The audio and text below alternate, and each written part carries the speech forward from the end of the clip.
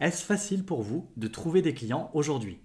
Si vous vous questionnez sur comment faire pour trouver des clients, alors vous êtes au bon endroit. Dans cette vidéo, je vais vous expliquer comment trouver des clients. Je vais vous donner 5 manières d'y parvenir. On se retrouve juste après ça.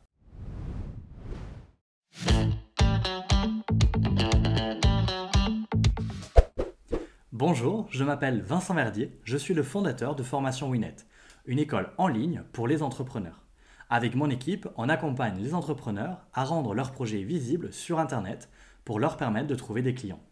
Retrouvez régulièrement nos conseils sur cette chaîne YouTube et si vous êtes nouveau, abonnez-vous pour ne rater aucune vidéo. Cette question revient assez régulièrement et les personnes que j'accompagne me questionnent souvent sur la manière de s'y prendre pour trouver des clients.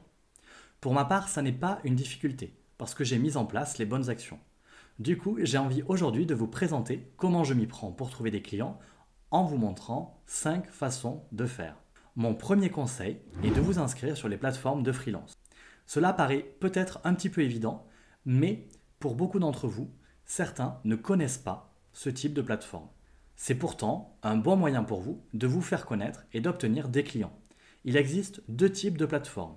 Celle où vous allez créer votre profil et présenter vos services, ainsi vous serez visible lorsqu'un prospect recherche des personnes avec votre profil. Et puis il y a les plateformes où c'est le client qui publie une annonce en lien avec son besoin et c'est à vous d'y répondre. Un autre avantage est que vous aurez affaire à des prospects qui sont enclins à travailler avec des indépendants. Car lorsque vous allez prospecter vous-même, vous pouvez tomber sur des entreprises qui ne veulent pas travailler avec des indépendants, pour diverses raisons. Voici une liste non exhaustive des plateformes de freelance les plus connues. Vous avez Malt, 404 Works, Coworkies, Twago, etc. Je vous ai mis le lien d'accès vers ces plateformes en commentaire sous la vidéo. Mon second conseil, c'est de vous faire connaître auprès des agences près de chez vous. En effet, elles répondent souvent à de nombreux projets et il peut arriver qu'elles manquent de personnel à des moments donnés, congés, arrêt maladie, etc. Elles auront donc besoin de déléguer une partie des missions à des prestataires externes afin de respecter les délais. En vous faisant identifier par les agences près de chez vous, vous serez plus susceptible qu'elles vous contactent. Cela ne vous coûte rien de faire un rendez-vous de présentation de vos services avec une agence autour de chez vous. Dans le meilleur des cas, vous obtiendrez une mission sous quelques semaines. Dans le pire des cas, ils auront entendu parler de vous. Dans tous les cas, si vous avez une mission, c'est en général une collaboration de longue durée qui va s'installer. Mon troisième conseil, c'est de créer un site internet, car cela va vous permettre d'avoir une vitrine de présentation de vos activités. De plus, lorsqu'un prospect cherchera un prestataire comme vous, en local, si vous disposez d'un site web, vous serez visible et donc vous décrocherez plus facilement des rendez-vous. Votre site travaillera donc pour vous comme un commercial. Il ne faut pas sous-estimer l'importance d'un site web.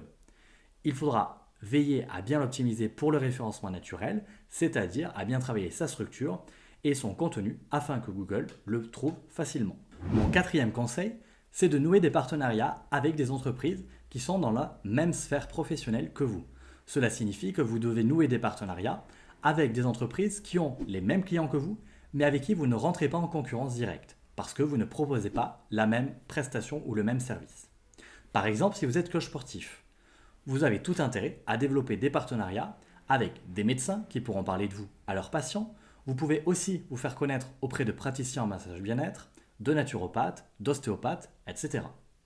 Vous pouvez à votre tour envoyer vos clients vers ces partenaires quand vous détectez un besoin chez ces personnes. Enfin, mon cinquième conseil est de postuler sur les offres d'emploi en CDD.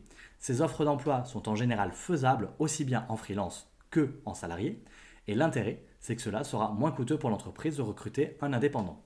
Certaines personnes ne pensent pas forcément à faire appel à des prestataires extérieurs pour remplacer une personne en arrêt maladie ou en congé maternité et elles vont directement publier une annonce en CDD. En envoyant un email pour proposer un rendez-vous afin de discuter de leurs besoins, vous aurez des chances d'obtenir des missions. Aviez-vous déjà testé l'un de ces conseils auparavant? Je serais curieux de connaître vos retours en commentaire si vous avez déjà appliqué l'un de ces conseils. Sinon, je vous encourage à les essayer et à me faire vos retours. Merci d'avoir regardé cette vidéo et d'être resté jusqu'au bout. Si vous voulez attirer plus de clients et aller plus loin pour développer votre clientèle, n'hésitez pas à vous rendre sur notre site internet, dont le lien est présent sous la vidéo. À bientôt!